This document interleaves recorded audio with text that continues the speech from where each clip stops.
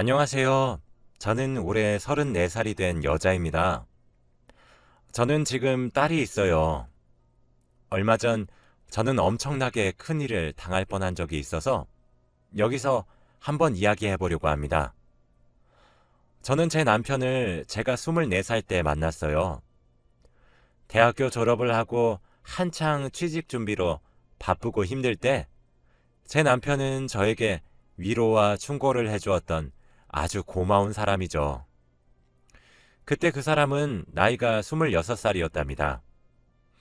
나름 유명한 중소기업에서 일하고 있어서 저도 얼른 오빠처럼 회사에 취직해서 떳떳하게 연애를 하고 싶었어요. 저는 항상 밥도 얻어먹고 데이트 비용도 다 오빠가 내줘서 너무 미안했지만 취직만 하면 다 갚을 거라고 했죠. 결국 저는 3년 동안의 취업 준비를 하다가 27살에 대기업에 취직을 하게 되었어요. 아직도 그때 회사 합격 날이 잊혀지지 않습니다.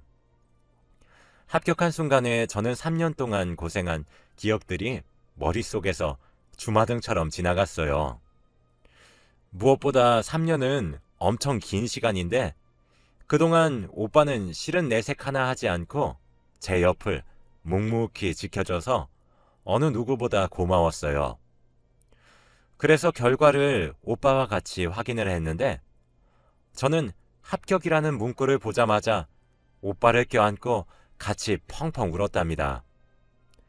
그렇게 저희는 회사원 커플이 되었죠. 저는 정장도 입어보고 오랜만에 화장도 하니까 정말 어른이 된 것 같았어요.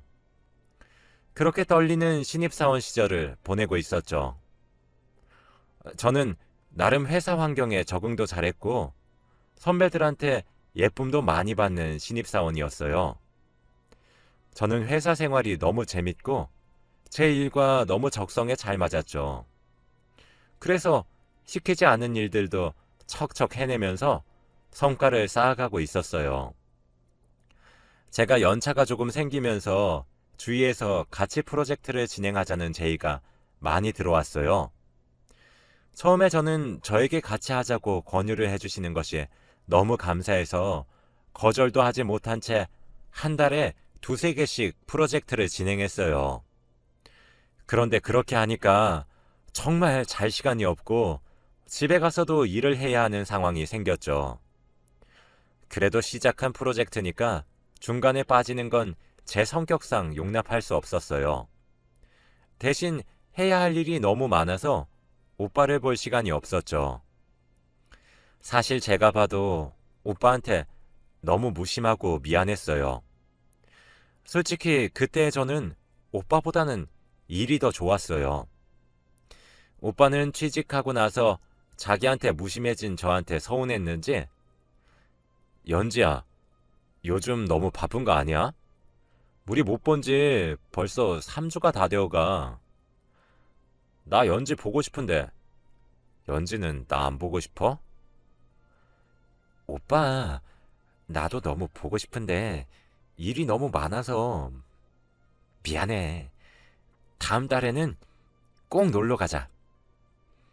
저도 물론 오빠가 보고 싶었지만 그래도 우선적으로는 일이 먼저였죠. 그렇게 프로젝트를 성공적으로 마무리하고 일상으로 돌아왔죠. 저는 평소보다 일이 줄어들어서 여유가 생겼어요.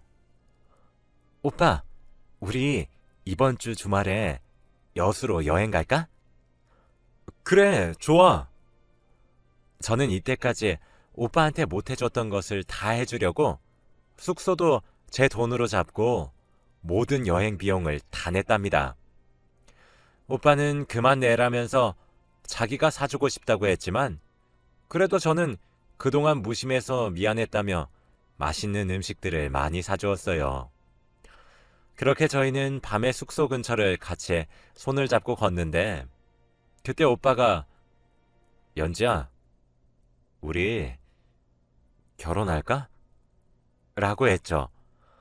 저는 오빠의 말에 너무 놀랐어요. 결혼?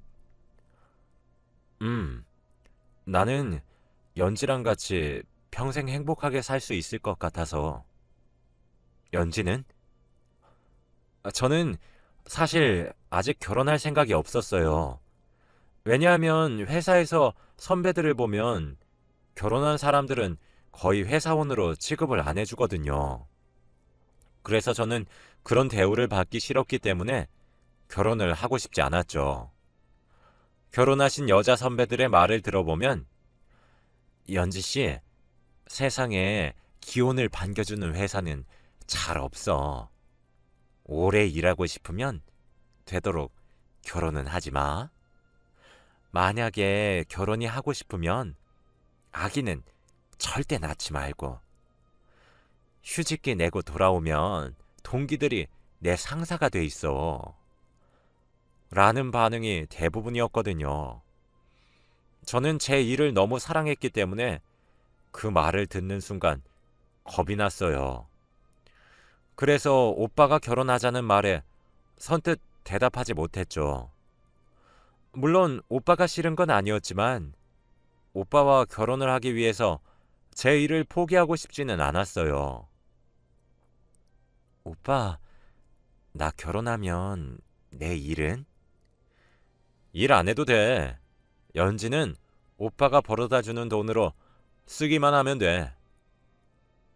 그럼 아기는? 아기는 낳아야지. 나는 벌써부터 우리 연지 닮은 딸이 너무 보고 싶다. 저는 아기를 낳을 생각도 당연히 없었어요.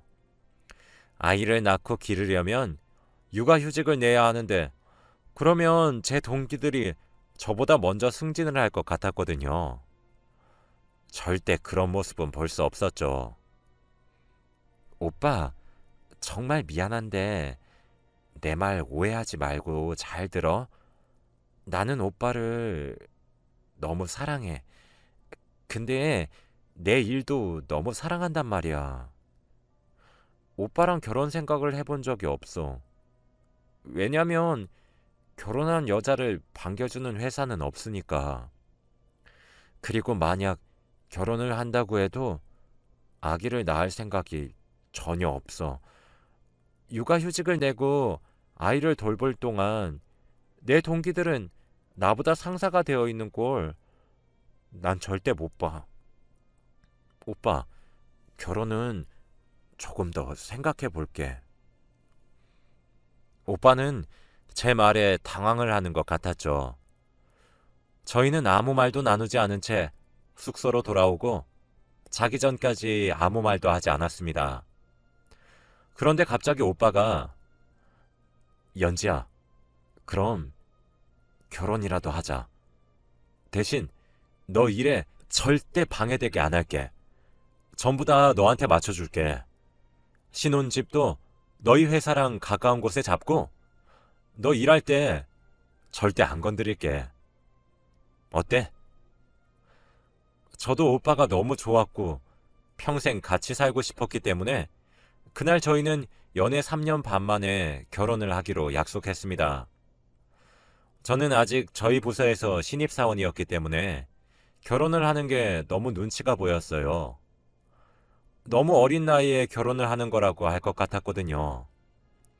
그래도 저는 저희 부서 사람들에게 청첩장을 돌리면서 시간이 되면 오셔서 밥이라도 한 끼 하고 가시라고 했죠. 그런데 저희 부장님이, 연지 씨, 지금 입사한 지 얼마나 됐다고 결혼이야. 벌써 결혼하면 애도 금방 갖겠네. 애 일찍 만들면 나중에 힘들 텐데. 라고 하시면서 눈치를 주셨죠. 그래도 저는 아이를 낳을 생각이 없으니 부장님의 말에 웃으며 넘겼습니다.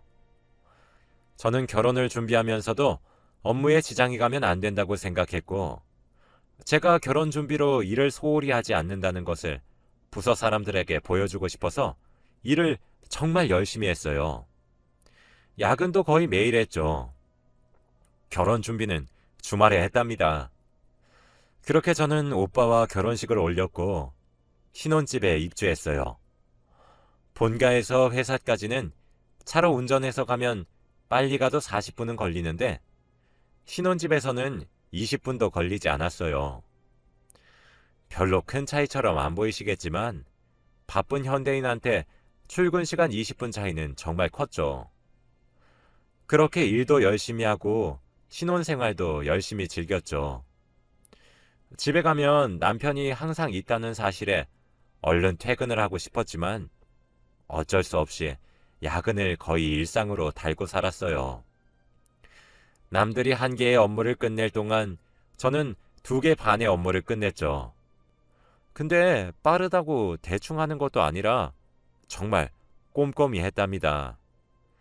그러려면 야근은 필수였죠. 남편은 처음에는 저를 묵묵히 응원해 주었지만 시간이 지날수록 연지야, 솔직히 이건 심한 거 아니야? 이게 무슨 신혼부부야. 너 일 중독이야. 나보다 일이 더 좋은 거지. 오빠, 갑자기 왜 이래? 결혼 전에 오빠가 나한테 한 말 기억 안 나? 내가 일할 때 전혀 터치 안 한다며. 근데 왜 이래? 오빠는 자기가 했던 말을 기억하는지 그 뒤로 아무 말도 하지 못했죠. 제가 봐도 저는 제 일을 너무 사랑하는 일 중독이 확실했어요. 그런데 그맘때쯤 저희 부서에 진급 심사가 있어서 어느 때보다 일을 더 열심히 했어요. 저는 얼른 대리가 되고 싶었거든요. 그런데 다음날 회사에 가니 제가 아니라 저의 동기가 승진했더군요. 저는 너무 어이가 없었죠.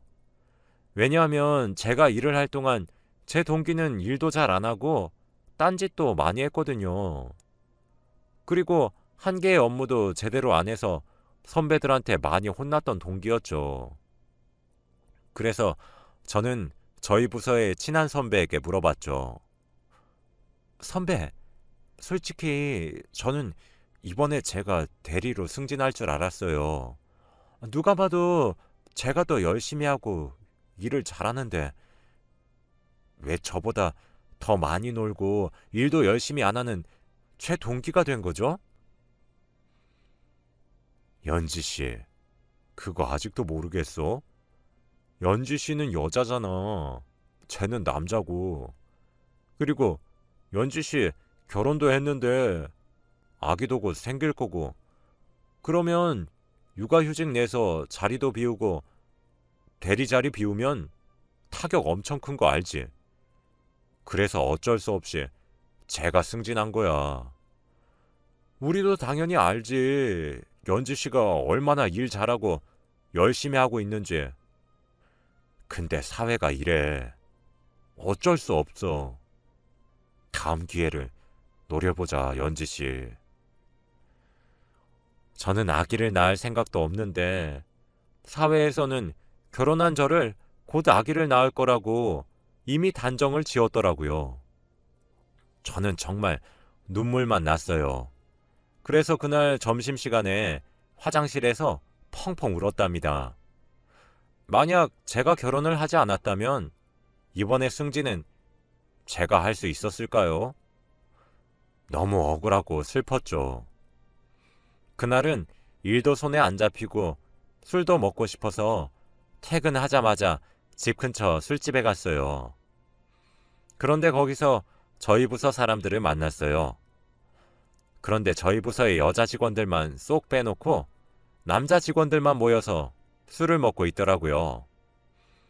부장님도 남자였기 때문에 친한 선배와 저만 빼고 같이 술을 마시고 계셨죠. 아마도 제 동기의 승진 축하 파티를 하는 것 같았어요. 근데 저는 그 모습을 보고도 다가가지 못했어요. 아는 척도 못하고 그 술집을 나갔죠. 저는 거기서 저희 부서 사람들에게 반갑게 인사를 하면 저에게 또 불이익이 찾아올 것 같았거든요. 선배에게라도 말하고 싶었지만 선배는 사실 임신 초기였기 때문에 어차피 술을 드시지 못했어요. 선배가 임신 중이라는 사실은 아직 저밖에 모르거든요. 회사에는 나중에 말하신다고 하는데 아직 선배도 육아휴직이 무서우신가 봐요. 그래서 어쩔 수 없이 저는 집으로 돌아갔죠. 남편에게 하소연을 하니 제 편을 들어주었답니다. 하지만 저는 남편의 위로가 도움이 되지 않았어요. 어차피 내일부터는 반말을 쓰던 동기에게 존댓말을 해야 하기 때문이죠. 그래서 저는 다음 승진 기회를 잡기로 하고 더욱 악착같이 일을 했습니다. 저희 회사는 성과를 많이 이룰수록 승진을 할 수 있는 기간이 짧아져요. 그래서 저는 최대한 많은 업무와 프로젝트를 해서 성과를 이뤄내야만 했죠. 그래서 저는 다음 날부터 하루도 빠짐없이 야근을 하면서 지냈답니다. 주말에는 물론 집에 있었죠. 하지만 저는 집에서 가만히 있으니 남들보다 뒤처지는 것 같아서 집에서도 노트북을 붙잡고 일을 했어요.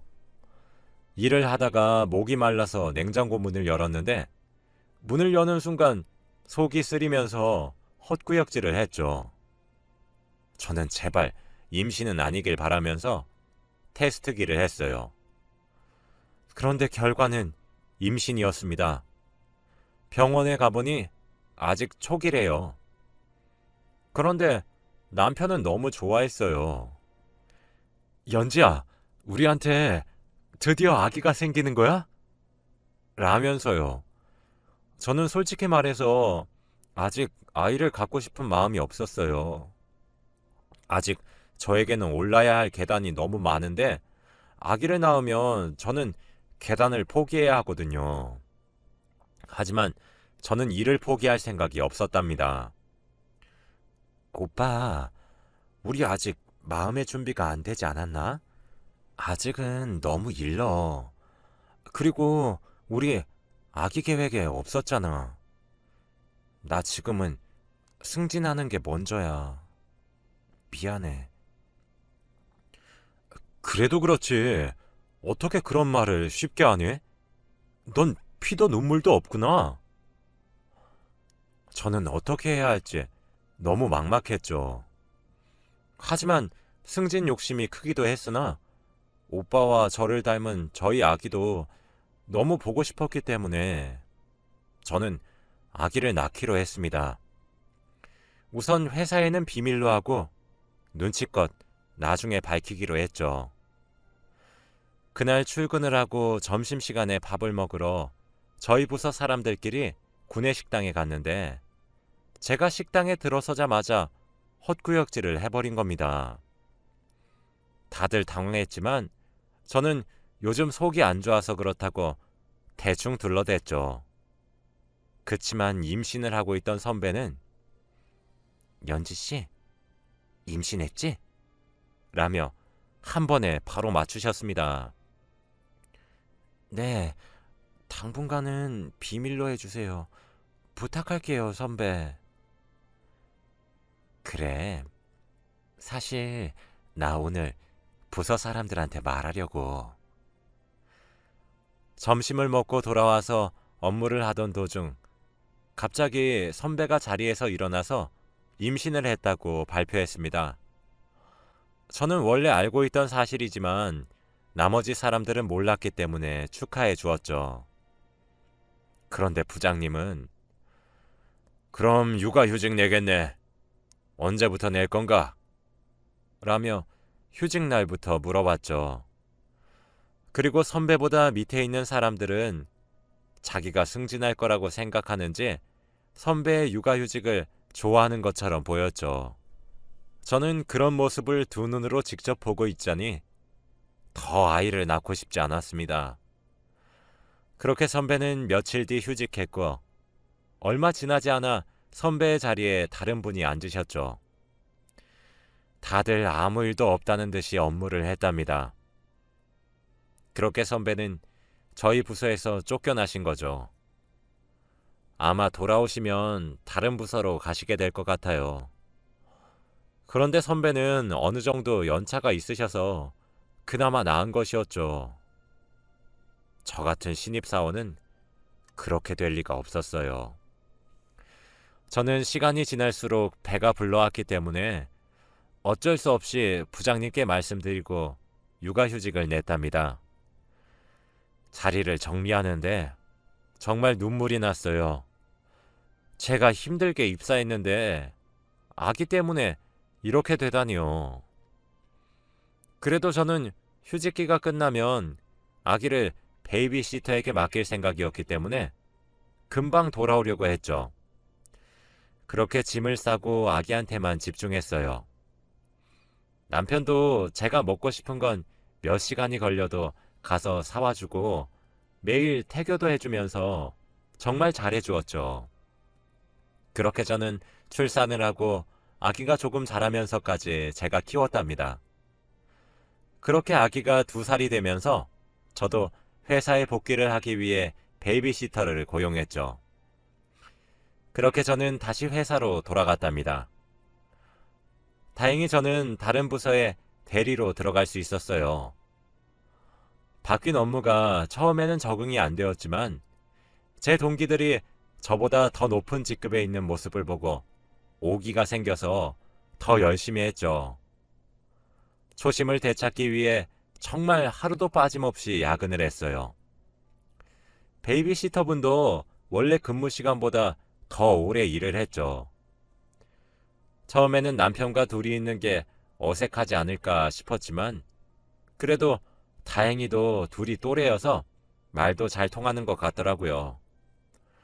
그래서 남편이 심심하지 않겠다는 생각에 저는 더 열심히 일을 했어요. 이번 부서는 부장님께서 여자분이셔서 저번 부서보다 더욱더 수월하게 일을 할 수 있었죠. 저와 대화도 잘 통했고 여자의 입장에서 고민 상담도 자주 해주셨답니다. 그렇게 저와 부장님은 친해졌죠.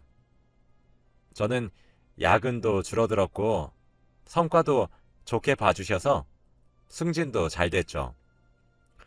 저는 승진한 날 남편과 함께 축하 파티도 하고 오랜만에 분위기도 내볼 겸 와인을 사서 남편 몰래 집으로 갔죠. 오늘은 베이비시터도 늦게까지 일을 하지 않는 날이라 남편과 단둘이 있을 수 있었어요. 그렇게 저는 기대감을 가득 품고 집 현관문 비밀번호를 누르고 들어갔어요. 그런데 집에는 아무도 없었어요. 하지만 신발장에 베이비시터의 신발이 있었죠. 아직 퇴근을 안 했나 싶어 남편과 베이비시터를 불렀지만 아무도 대답을 하지 않았어요. 그런데 작은 방에서 아기 울음소리가 들리더라고요. 방문을 열어보니까 아기 혼자서 방에서 울고 있더라고요. 아기가 우는데도 봐주지도 않는 베이비시터와 남편에게 화가 나서 방문들을 다 열었는데 베이비시터가 안방에서 이 집의 안주인 마냥 행세를 하고 있는 겁니다. 연지야, 왜 이렇게 빨리 왔어? 일찍 온다는 말 없었잖아. 오빠, 그게 지금 말이라고 해? 둘이 뭔 사이야? 내가 없을 동안 둘이 이러고 살았어? 근데 연지야, 네가 먼저 나한테 소홀히 했던 건 맞잖아. 넌 나를 남편으로 생각하지도 않으면서 내가 다른 여자랑 누워있으니까 질투는 나나 봐? 네가 처음부터 나를 남편 취급해줬으면 나도 이러지 않았어. 솔직히 내가 이 여자랑 이렇게 된 게 네 책임도 있어. 뭐?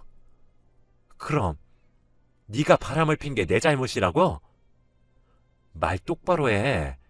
난 네가 결혼 전부터 내 일에 터치 안 한다고 해서 결혼을 한 거고 아기도 안 낳으려고 했는데 네가 낳자고 해서 낳은 거야. 아, 아기. 그거 사실 내가 일부러 한 거야. 그러면 네가 집에 조금 더 붙어 있을 줄 알았는데 아기를 낳아도 너는 회사에 미쳤더라. 일이 그렇게 좋으면 나랑 왜 사냐? 저는 남편의 당당함에 더 화가 났죠. 베이비시터는 저를 보고도 제 집에서 나가지도 않더군요. 저는 제 딸을 안고 당장 그 집에서 나왔어요. 본가로 돌아갔죠. 저는 부장님과 워낙 친한 사이라서 얘기를 다 하니까 일 조금만 쉬라면서 휴가를 주시더라고요. 그래서 저는 휴가 기간 동안 남편에게 이혼 서류를 청구했답니다. 알고 보니 그 베이비시터도 정식 베이비시터가 아니었어요. 그냥 돈을 벌고 제가 다른 사람들보다 돈도 많이 주니까 돈에 미쳐서 온 아기는 전혀 돌보지 못하는 여자더군요. 그런데 제 남편과 바람을 피다니요. 그래서 저는 그 베이비시터에게 상간녀 소송을 걸고 남편에게도 이혼 소송을 걸었답니다. 저는 위자료를 최대한 많이 받아오려고 노력했어요. 그 후 저는 한동안 본가에서 살기로 했어요. 이제는 더 이상 베이비시터를 못 믿겠더라고요. 다행히 저희 딸은 저희 부모님께서 키워주시고 계세요. 저는 예전만큼 일을 많이 하지 않아요. 야근도 줄이고 퇴근을 하면 아기와 같이 시간을 많이 보내려고 해요. 일도 중요하지만 제 딸은 일보다 더 중요했거든요. 제 사연은 여기